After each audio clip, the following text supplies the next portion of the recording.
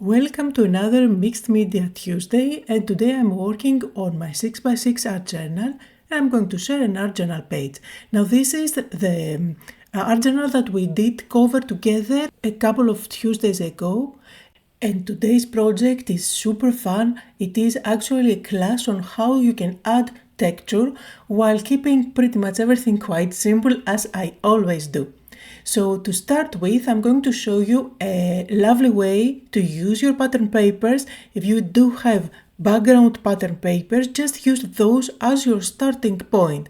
At the end of the day, you will see that nothing is going to look the same as the pattern paper that we started with, but it's a great way to break that white blank page.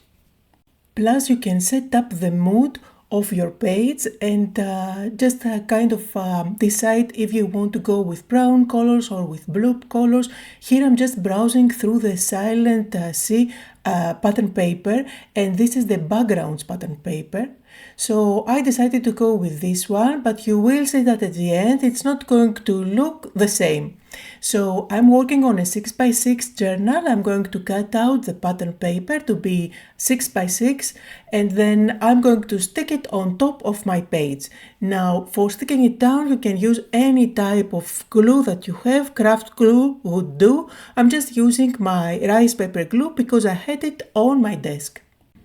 Now today I'm playing with Stamperia products, and as always you will find everything I used linked down below, but I have a fun coupon code for you.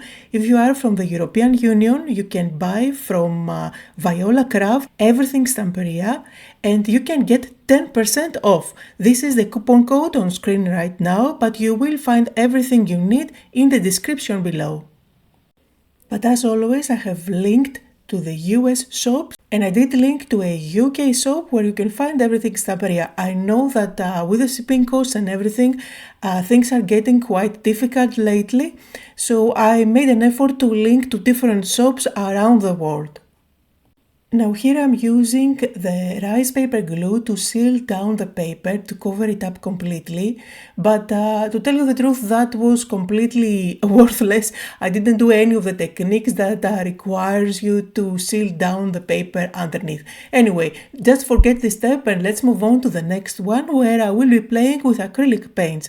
I grabbed two colors, and this is milky white as well as aviation blue.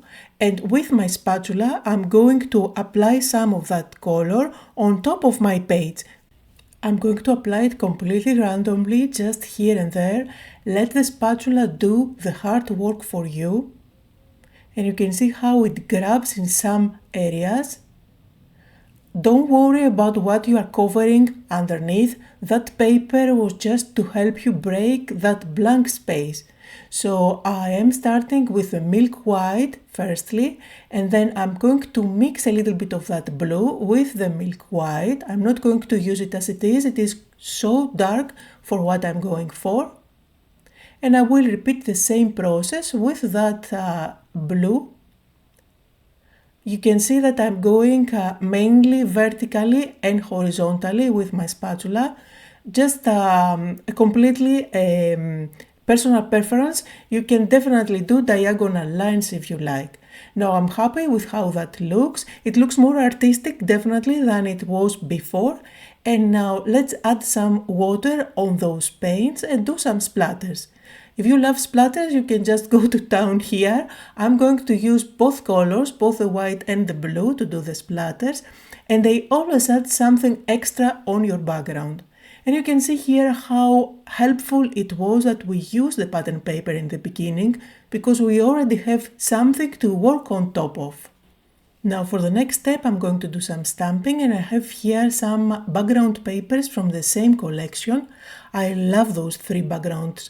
They are great stamps to have for creating texture, visual texture.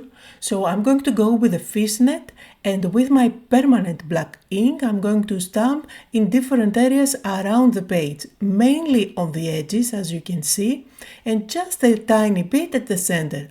I'm not using a stamping block. I don't want to end up with a perfect rectangle.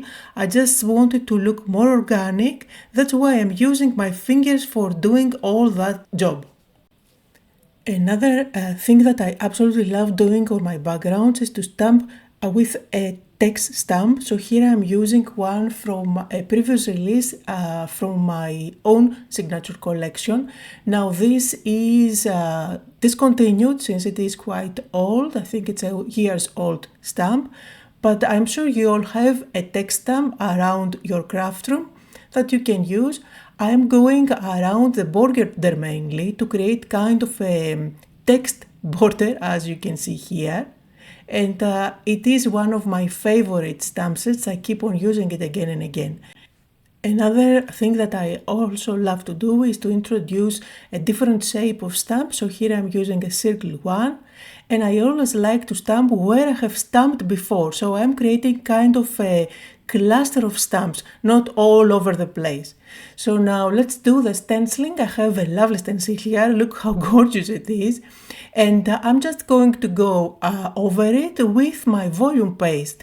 I don't want to introduce any new colors. I like to keep that in blues and whites so that whatever I finally end up choosing as a focal point is going to be easy to pop on top of.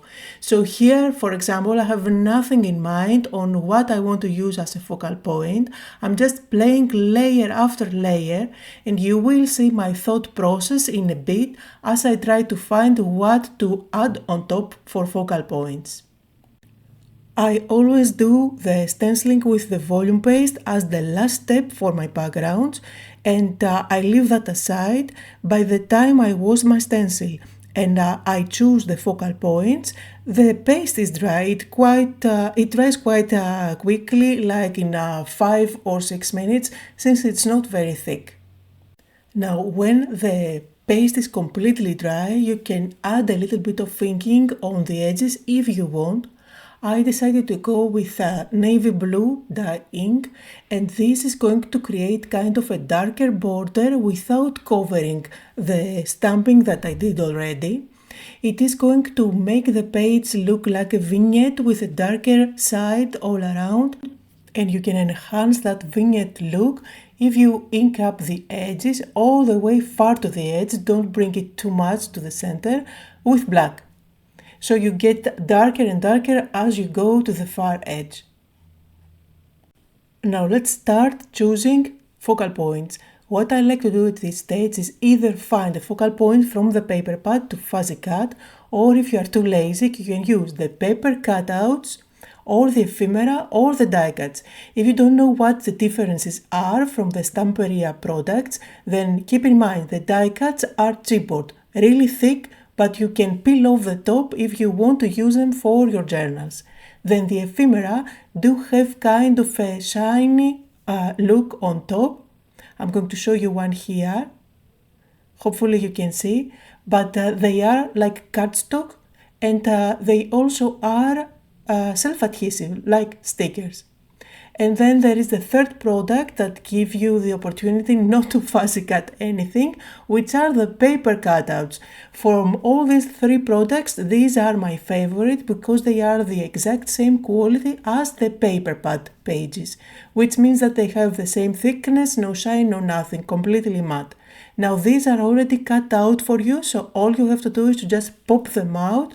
Best thing about them is that they don't have a white border like every other product by Stamperia. So here are some that I have already popped out, and you can just play with those, audition them, try to create clusters by popping them out. Fun part again, if you flip them, you will see that they are printed front and back. So you can have the horse, for example, on either side. Now I'm going to try and pick something for today's page, and I know that since I do have such a bluish background, anything with something else like red will pop nice on top of it. That's why I decided to go with this row of houses. Look how easy it is to pop them out. no white border whatsoever. And now I'm going to show you how you can build up some interest around this focal point and how you can add tons of texture.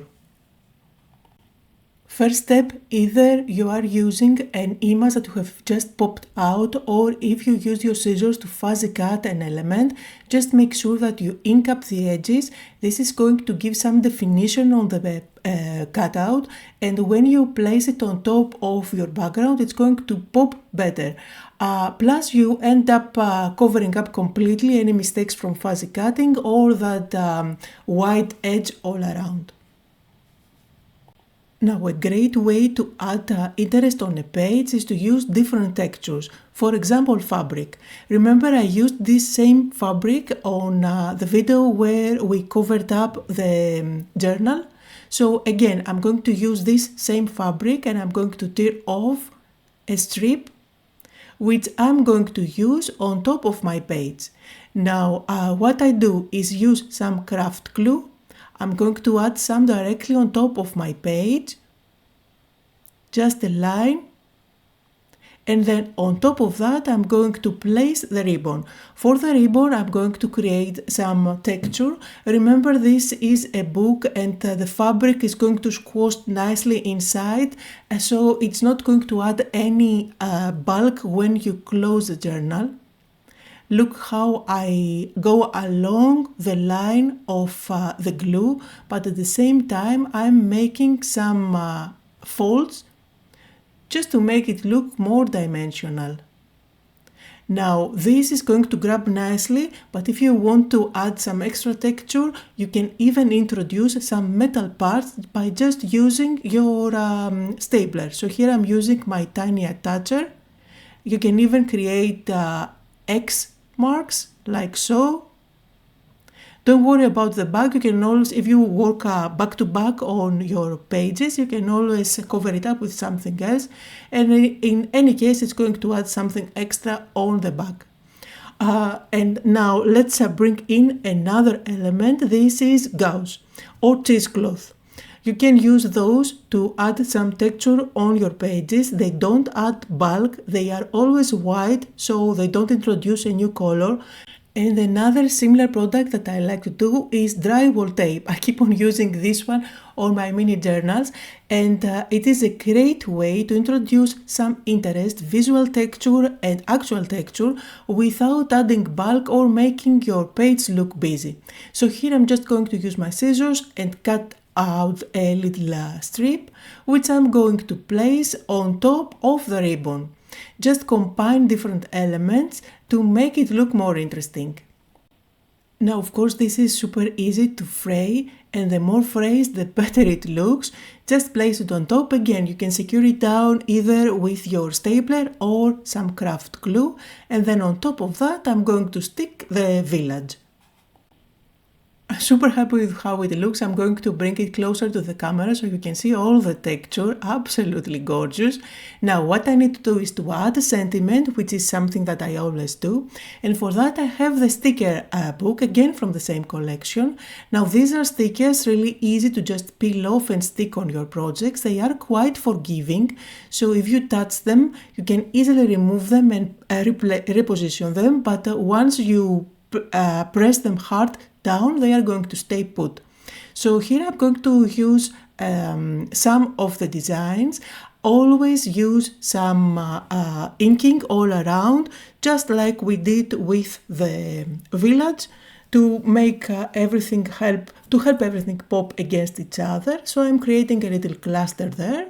And I zoomed in just a little bit so you can see probably better what I'm doing. I'm just using the starfish and some shells to create a little cluster.